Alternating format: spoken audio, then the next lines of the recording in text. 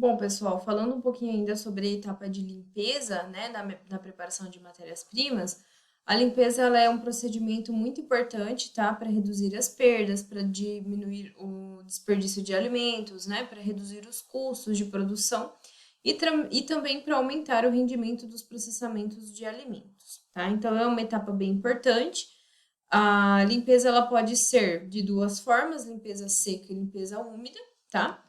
A limpeza seca, né? A limpeza a seco, geralmente é utilizada para produtos pequenos com uma maior resistência, né? Então, esses produtos são menos sensíveis, né? Como os grãos, alguns grãos, cereais, por exemplo, e tem menores teores de umidade, né? Então, né, em um cereal e em alguns grãos eu não vou poder aplicar água ali, né? Para fazer essa limpeza, porque esses grãos, né, eles vão absorver essa água, né, e essa umidade ela vai propiciar uma modificação ali no meu produto, né, pode propiciar o crescimento de micro-organismos, né, então eu não posso utilizar, né, uma limpeza úmida neste caso, tá? Geralmente, né, esse processo de limpeza seco tem um custo mais baixo, né, e produz apenas um efluente, né, um resíduo lá concentrado seco, né, composto basicamente aí dessas sujidades que nós encontramos nesses produtos. Então, né, os principais grupos de equipamentos que são utilizados no processamento, né, nesse procedimento de limpeza seco, né, a separação por jatos de ar, né, por meio de peneiras e magnetismos ou métodos físicos. Então, eu vou chegar ali com os meus grãos, né, com uma quantidade muito grande de sujeira e tudo mais, eu vou aplicar esses jatos de ar, né, e vou realizar então uma limpeza desse meu produto, né. Quando a gente fala, gente, de limpeza úmido, né, é um processo mais efetivo, né, do que a remoção a seco, né, porque terra de tubérculos, né, e outros legumes, pós e resíduos de pesticidas, agrotóxicos, de frutas macias ou hortaliças, né, eu não vou conseguir muitas vezes retirar pelo processo seco, então eu preciso utilizar, né, a água para remover esses resíduos, né. Infelizmente, existe uma desvantagem, né, na limpeza úmida por conta do volume de efluente, né, volume de água, né, que eu vou produzir ali, né, uma água contaminada, né, uma água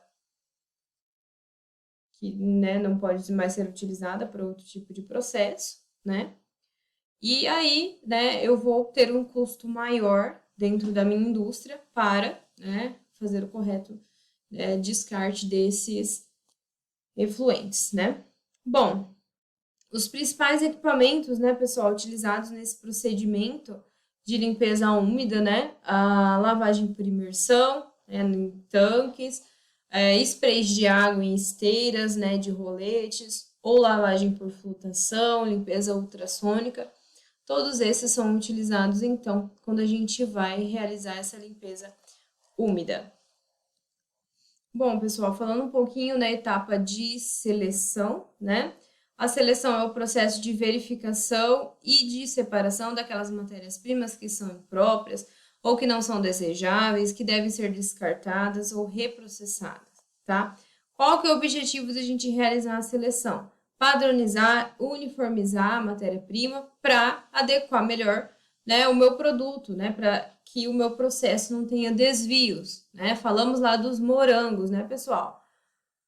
Vou fazer uma seleção. Aqueles morangos que estão em estágio de maturação inadequado, estão muito verdes ou estão muito maduros, né? Que não serão adequados ali para eu fazer a minha geleia, por exemplo, né? Que vai causar, claro que a gente estabelece ali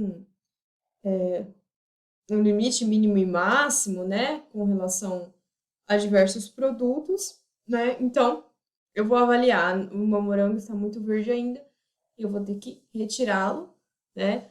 Não vou poder mandá-lo para o processo porque ele vai interferir ali na qualidade do meu produto, tá?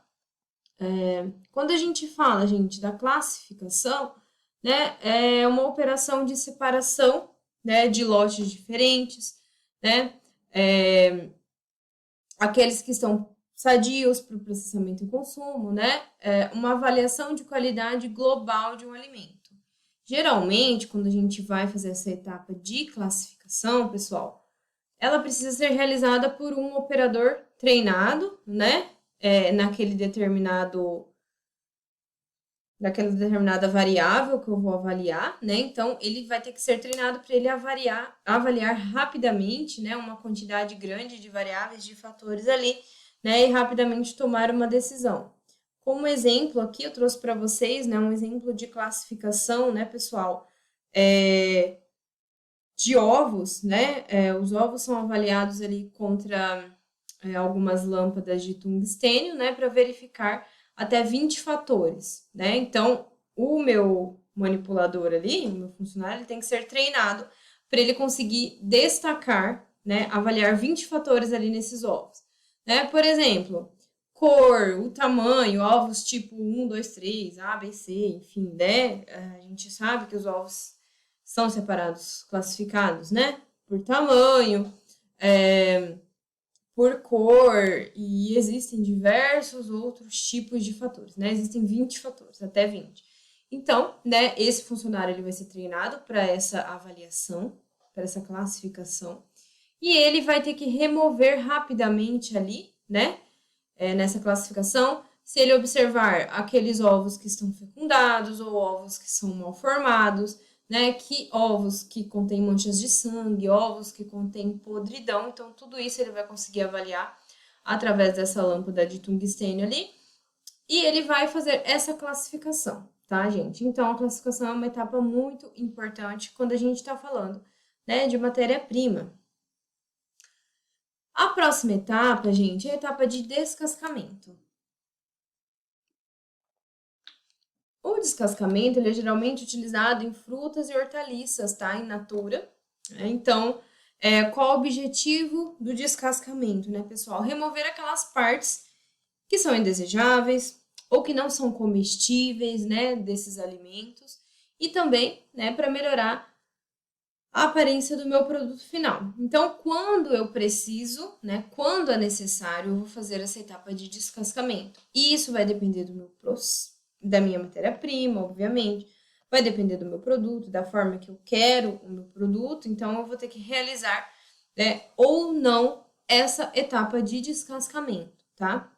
Gente, o descascamento, ele pode ser feito por várias, né, de diversas formas, né, por jatos de vapor, né, onde eu vou realizar a remoção de cascas, né, principalmente aí algumas cascas que são mais fáceis de remover, né, a gente consegue remover com jatos de vapor, pode ser removido por facas, né, por abrasão, por lixiviação e por chama, tá? Então, são diversas formas aí de descascarmos esse produto, né, para que ele possa ir até o consumidor, né, para a próxima etapa, né, para que não chegue lá no final, eu tenho um produto de uma qualidade inferior ou com uma coloração um pouco mais escura, né, uma coloração que não seja totalmente a que era desejável para o processo, né, por conta de cascas e tudo mais.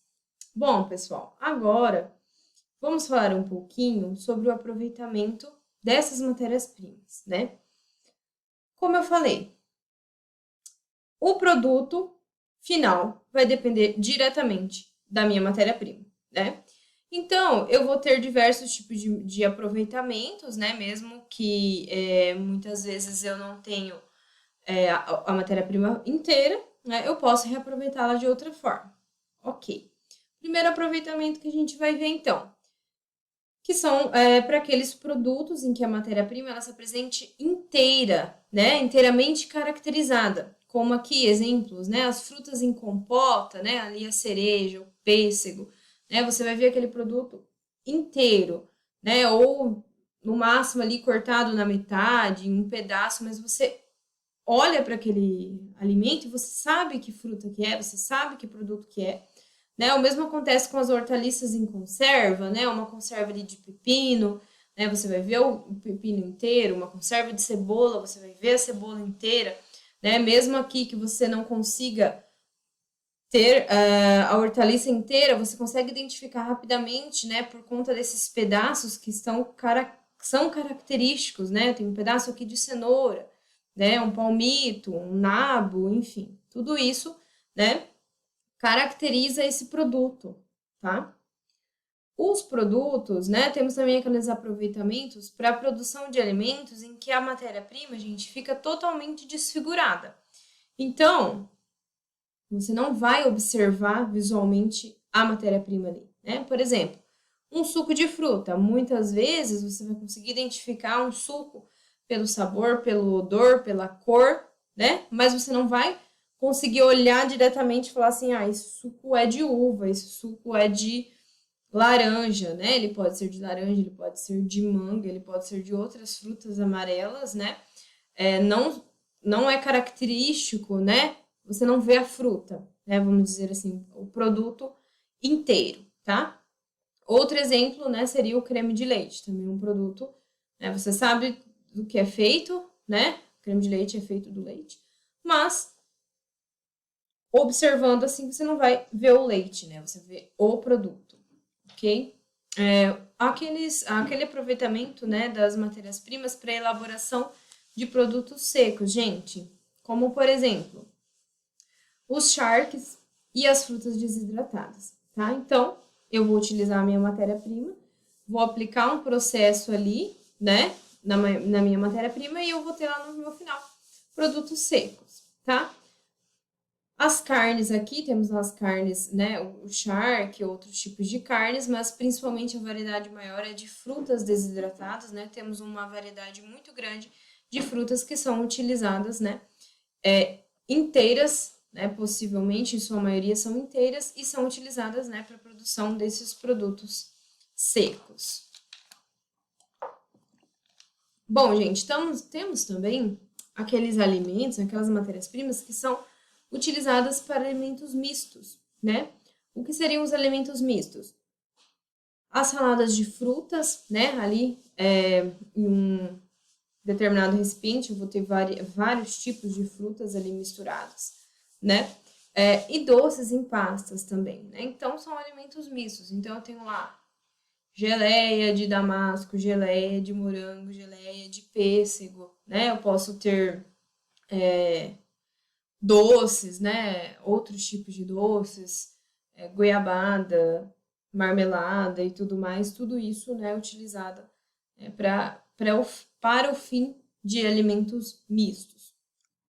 Bom, pessoal, temos também aquelas matérias-primas que são utilizadas para a complementação de outro produto, né? Como os óleos, são utilizados como matérias-primas para outros produtos, né? Os ovos, o vinagre também, tá? E temos, né, por fim, aquelas matérias-primas que são constituições de produtos supergelados e pré-cozidos, tá? Esses tipos de produtos aqui hoje, né, tem aumentado bastante, né, a sua escala, quantidade de produtos que nós encontramos, né, supergelados, né, como os legumes, né, esses produtos, uma forma de conservar por um tempo maior esses produtos, né? Então, nós temos lá brócolis, cenoura, ervilha, milho, diversos produtos, né, supergelados. E também temos também inovações em produtos pré-cozidos, né, pessoal? Já temos lá, encontramos no mercado, batata inteira cozida, pronto para consumo, né? O feijão preto cozido, a carne desfiada, então é só retirar ali da embalagem, temperar da forma que você quiser e consumir.